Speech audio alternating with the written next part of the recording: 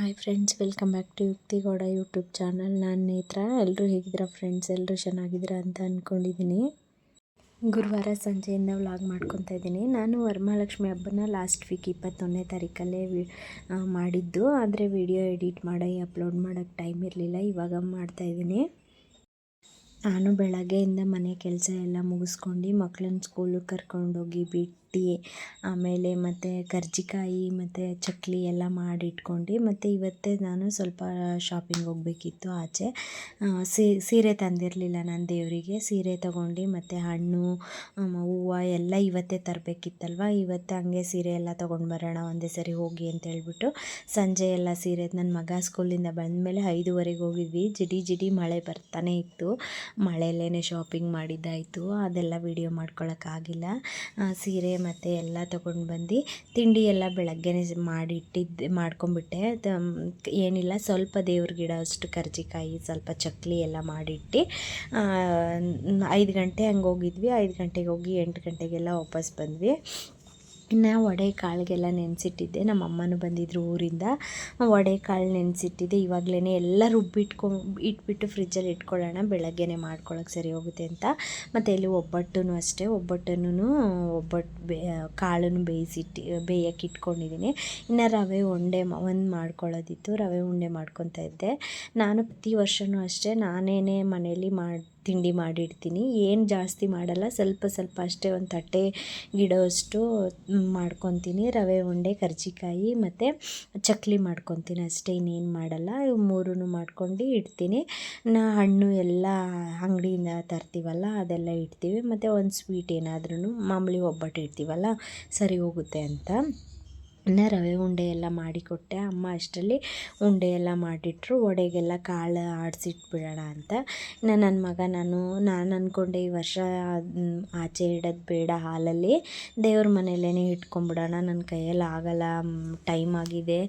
ವರ್ಷ ನಾನು ಒಂದಿನ ಮುಂಚೆನೇ ಎಲ್ಲ ಕೆಲಸ ಮುಗಿಸ್ಕೊತಿದ್ದೆ. ಈ ವರ್ಷ ಎಲ್ಲ ಒಂದೇ ದಿನ, ಗುರುವಾರನೇ ತುಂಬ ಕೆಲಸ ಆಗಿತ್ತು ನನಗೆ. ಇಲ್ಲ ಬೇಡ, ನಾನು ದೇವ್ರ ಮನೇಲಿ ಕೂರಿಸ್ತೀನಿ ಅಂತ ಹೇಳಿದ್ದೆ. ನನ್ನ ಮಗ ಇಲ್ಲಮ್ಮ ನಾನು ಮಾಡ್ಕೊಡ್ತೀನಿ ಅಂತ ಹೇಳಿಬಿಟ್ಟು ಅವನು ಏನೇನೋ ಮಾಡ್ತಾಯಿದ್ದ.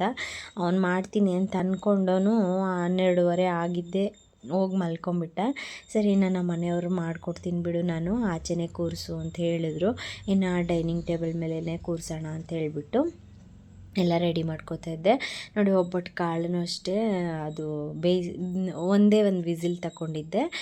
ಒಬ್ಬಟ್ಟು ಅದು ರಸ ತಕ್ಕೊಂಡು ಇನ್ನು ಅದಕ್ಕೆ ಕಾಯಿ ಮತ್ತು ಬೆಲ್ಲ ಎರಡೂ ಹಾಕ್ಬಿಟ್ಟು ಸ್ವಲ್ಪ ಫ್ರೈ ಮಾಡ್ಕೊತೀನಿ. ಒಂದು ಸ್ವಲ್ಪ ಹೊತ್ತು ಅದು ಫ್ರೈ ಮಾಡ್ಕೊಂಡಿದ್ದಾದ್ಮೇಲೆ ರುಬ್ಬಿದ್ರೆ ಒಂಥರ ಚೆನ್ನಾಗಿರುತ್ತೆ, ಅದು ಒಬ್ಬಟ್ಟು ಚೆನ್ನಾಗಿ ಬರುತ್ತೆ ಅಂತ ಇದೆಲ್ಲ ಮಾಡಿ ಇಟ್ಕೊಂಡು ರುಬ್ಬಿಟ್ಬಿಟ್ರೆ ಏನು ಇದಿರಲ್ಲ ಬೆಳಗ್ಗೆಗೆ ಅಂತ ಹೇಳಿಬಿಟ್ಟು ಇದೆಲ್ಲ ರೆಡಿ ಮಾಡ್ಕೊತಾ ಇದ್ದೆ. ಇದೆಲ್ಲ ಮಾಡ್ಕೊತ ಹಂಗೆ ದೇವ್ರ ಮನೇನೂ ಕ್ಲೀನ್ ಮಾಡ್ಕೊಂಡಿರಲಿಲ್ವಲ್ಲ, ದೇವ್ರದ್ದು ಎಲ್ಲ ಪಾತ್ರೆ ಎಲ್ಲ ಇದ್ದಿಟ್ಟಿದ್ದೆ. ಅದನ್ನು ನಾನು ತೊಳ್ದು ಕೊಡ್ತಾಯಿದ್ದೆ. ನಮ್ಮಮ್ಮ ಒರೆಸಿ ಎಲ್ಲ ಒರೆಸಿ ಇಡ್ತಾಯಿದ್ರು. ತುಂಬ ಕೆಲಸ, ಬೆಳಗ್ಗೆವರೆಗೂ ಕೆಲಸ ಮಾಡ್ಕೊಂಡಿದ್ದೀನಿ ನಾನು. ಗುರುವಾರ ಬೆಳಗ್ಗೆ ಸ್ಟಾರ್ಟ್ ಮಾಡಿರೋದು, ಇನ್ನು ಶುಕ್ರವಾರ ಬೆಳಗ್ಗೆವರೆಗೂ ಕೆಲಸ ಮಾಡ್ತಾನೇ ಇದ್ದೆ. ಇದೆಲ್ಲ ತೊಳಿಬೇಕಾಗಿತ್ತು.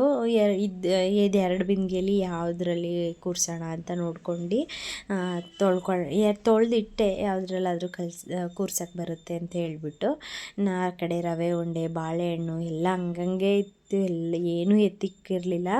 ಹಂಗೆ ಮಾಡ್ಕೊಳ್ಳೋಣ, ಒಂದೊಂದೇ ಮಾಡ್ಕೊಳ್ಳೋಣ ಅಂತ ಹೇಳ್ಬಿಟ್ಟು ಎಲ್ಲ ತೊಳೆಯೋಣ. ಫಸ್ಟು ದೇವ್ರದ್ದೆಲ್ಲ ತೊಳೆದ್ಬಿಟ್ಟು ಸಪ್ರೇಟ್ ಇಟ್ಬಿಟ್ರೆ ಈ ಕಡೆ ಆರ್ಕೊತವೆ ಅಂತ ಹೇಳ್ಬಿಟ್ಟು ಇಲ್ಲಿ ಎಲ್ಲ ತೊಳೆದು ದೇವ್ರ ಮನೆಯೂ ಅಷ್ಟೇ, ದೇವ್ರ ಮನೆಯೂ ಕ್ಲೀನ್ ಮಾಡ್ಕೊಂಡು ಇದೆಲ್ಲ ಜೋಡಿಸ್ಕೊತಾ ಇದ್ದೆ.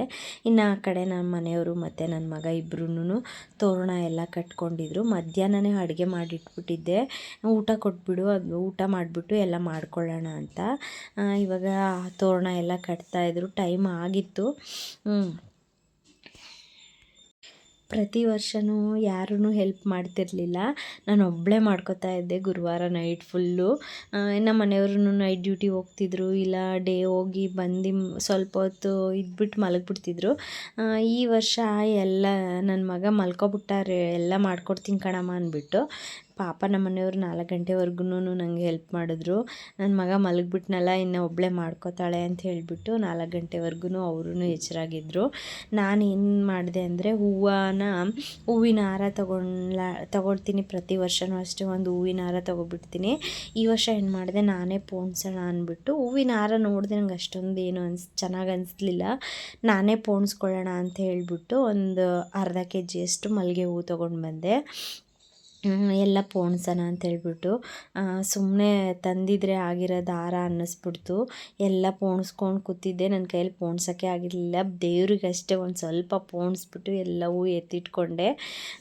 ನಾನು ಅಂದ್ಕೊಂಡೆ, ಯಪ್ಪ ಹೂವಿನ ಹಾರ ತಂದ್ರೇ ಬೆಸ್ಟು, ಪೋಣ್ಸೋಕ್ಕಂತೂ ನಿಜವಾಗೂ ಆಗೋಲ್ಲ. ಒಂದು 2 ದಿವಸ ಹಿಂದೆ ರೆಡಿ ಮಾಡ್ಕೊಂಡ್ರೇ ಸರಿ. ಇವೆಲ್ಲ ಹಬ್ಬದ ಹಿಂದಿನ ದಿನ ಮಾಡ್ಕೊಳ್ಳೋಕ್ಕೆ ನಿಜವಾಗೂ ಕಷ್ಟ ಆಗುತ್ತೆ. ಸ್ವಲ್ಪ ಅಷ್ಟೇ ಹೂವನ್ನು ಪೋಣಿಸ್ಕೊಂಡು ಮಿಕ್ಕಿದೆಲ್ಲ ಎತ್ತಿಟ್ಕೊಂಡೆ. ಇನ್ನು ಇಲ್ಲಿ ಇವರಿಬ್ಬರೂ ಸೇರ್ಕೊಂಡು ರೆಡಿ ಮಾಡ್ತಾನೇ ಇದ್ದರು. ಅವರು ಮನೆಯವ್ರಿಗೆ ಪರ್ಫೆಕ್ಟಾಗಿರಬೇಕು, ಹಂಗೆ ಹಿಂಗೆ ಏನೂ ಆಗಂಗಿಲ್ಲ.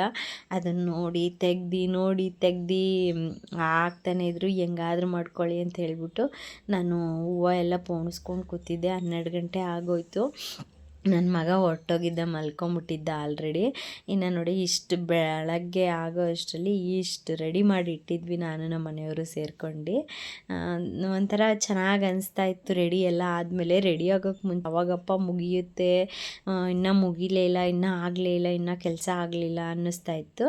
ಆದರೆ ರೆಡಿ ಆದಮೇಲೆ ನೋಡಿ ಇಷ್ಟು ಚೆನ್ನಾಗಾಯಿತು. ನಮ್ಮ ಮನೆಯವರು ಇಷ್ಟು ರೆಡಿ ಮಾಡಿಕೊಟ್ಬಿಟ್ಟು ಅವರು, ನಾನು ಸ್ವಲ್ಪ ಹೊತ್ತು ಮಲ್ಕೋತೀನಿ, ಡ್ಯೂಟಿಗೆ ಹೋಗ್ಬೇಕಿತ್ತು ಅವರು, ಸ್ವಲ್ಪ ಹೊತ್ತು ಮಲ್ಕೋತೀನಿ ಅಂತ ಹೇಳಿಬಿಟ್ಟು ಇಷ್ಟು ರೆಡಿ ಮಾಡಿಕೊಟ್ರು. ಇದೆಲ್ಲ ರಾತ್ರಿ ರೆಡಿ ಮಾಡಿದ್ದು. ನಾನು ಸುಮಾರು ಇವಾಗ 4-5 ಗಂಟೆ ಆಗಿತ್ತೇನೋ ಟೈಮು. ನೋಡಿ 4 ಗಂಟೆ ಟೈಮ್ ಆಗಿದೆ. ಅಷ್ಟರಲ್ಲಿ ಇದೆಲ್ಲ ಮಾಡಿಕೊಂಡೆ. ಇನ್ನು ನಾನು ಇವಾಗ ಸ್ನಾನಕ್ಕೆ ಹೋಗ್ಬಿಡೋಣ ಅಂತೇಳ್ಬಿಟ್ಟು ಮನೆಯೆಲ್ಲ ಕ್ಲೀನ್ ಮಾಡಿ ಒರೆಸ್ಬಿಟ್ಟು ಸ್ನಾನ ಮಾಡ್ಕೊಂಡು ಬಂದೆ. ಇವಾಗ ಕಳಶ ರೆಡಿ ಮಾಡಿ, ಕಳಶ ಇಟ್ಟಿರಲಿಲ್ವಲ್ಲ, ಕಳಶ ಇಟ್ಕೊಳ್ಳೋಣ ಅಂತೇಳ್ಬಿಟ್ಟು ಕಳಶ ಎಲ್ಲ ರೆಡಿ ಮಾಡ್ಕೋತಾ ಇದ್ದೆ. ಇನ್ನು ಮುಖನೂ ಅಷ್ಟೇ ಎಲ್ಲ ತೊಳೆದಿಡೋಣ ಅಂತೇಳ್ಬಿಟ್ಟು ಅದನ್ನು ರೆಡಿ ಮಾಡ್ಕೊಳ್ಳೋಣ ಅಂತೇಳ್ಬಿಟ್ಟು ರೆಡಿ ಮಾಡ್ಕೋತಾ ಇದ್ದೆ. ಅದನ್ನು ಇವಾಗ ಸ್ನಾನ ಮಾಡ್ಕೊಂಡು ಬಂದಾದಮೇಲೆ ಎಲ್ಲ ತೊಳೆದು ಬಟ್ಟೆಲೆಲ್ಲ ಒರೆಸಿ ಅದಕ್ಕೂ ರೆಡಿ ಮಾಡ್ಕೊತಾ ಇದ್ದೀನಿ. ಇದಕ್ಕೇನು ಜಾಸ್ತಿ ಇದು ಮಾಡಲ್ಲ, ನಾನು ಸಿಂಪಲ್ಲಾಗೆ ಮಾಡ್ಕೊತೀನಿ. ಇದೆಲ್ಲ ಹೋದ ವರ್ಷ ಏನು ಐಟಮ್ಸ್ ಇಟ್ಕೊಂಡಿದ್ದೆ ಅದೇ ಐಟಮ್ಸ್ ಅದೇ ಬಾಕ್ಸಲ್ಲಿ ಇಟ್ಟಿರ್ತೀನಿ, ಅವನ್ನೇ ಯೂಸ್ ಮಾಡ್ಕೊತೀನಿ. ನಾವು ಯೂಸ್ ಮಾಡಿರೋದೆಲ್ಲ ಏನು ಯೂಸ್ ಮಾಡಲ್ಲ, ದೇವ್ರಿಗೆ ಅಂತಲೇ ಸಪ್ರೇಟ್ ಎತ್ತಿಟ್ಟಿರ್ತೀನಲ್ಲ ಅದರಲ್ಲೇ ಮಾಡ್ಕೊತಾ ಇದ್ದೀನಿ. ಫಸ್ಟು ಅರಿಶಿನ ಕುಂಕುಮ ಗಂಧ ಎಲ್ಲ ಇಟ್ಕೊತಾ ಇದ್ದೀನಿ. ಗಂಧ ಮತ್ತು ಸ್ವಲ್ಪ ಜವಾಲಿ ಪೌಡ್ರು ಮತ್ತು ರೋಸ್ ವಾಟರ್ ಎಲ್ಲ ಹಾಕಿ ಗಂಧ ರೆಡಿ ಮಾಡ್ಕೊಂಡಿರ್ತೀನಲ್ಲ ಅದನ್ನು ಹಾಕಿ ಆಮೇಲೆ ಅರಿಶಿನ ಹಾಕ್ಕೊತಾ ಇದ್ದೀನಿ. ಥರ ಇದೆಲ್ಲ ಮಾಡಿಕೊಂಡು ಬೆಳಗ್ಗೆ ಪೂಜೆ ಮಾಡೋ ಅಷ್ಟರಲ್ಲಿ ನೆಮ್ಮದಿ ಅನ್ನಿಸ್ತಾ ಇತ್ತು. ಬೆಳಗ್ಗೆ ಎಲ್ಲರೂ ಮಲ್ಕೊಂಡಿದ್ರು.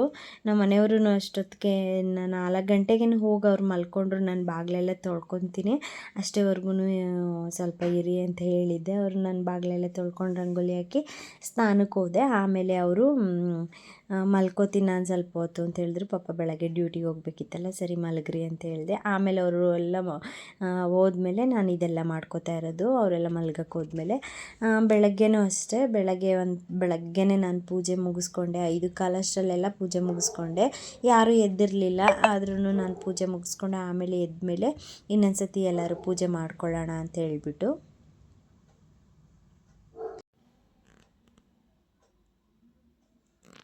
ಈ ಲಕ್ಷ್ಮಿಗೆ ಒಂದು ಕಣ್ಣಿಗೆ ಕಾಜಲಿಟ್ಟು ಐಬ್ರೋಸ್ ಎಲ್ಲ ಮಾಡಿದು ಹಣೆಗೆ ಕುಂಕುಮ ಇಟ್ಟು ನೋಡಿದ್ರೆ ಎಷ್ಟು ಚೆನ್ನಾಗಿ ಕಾಣಿಸುತ್ತೆ ಅಂತ.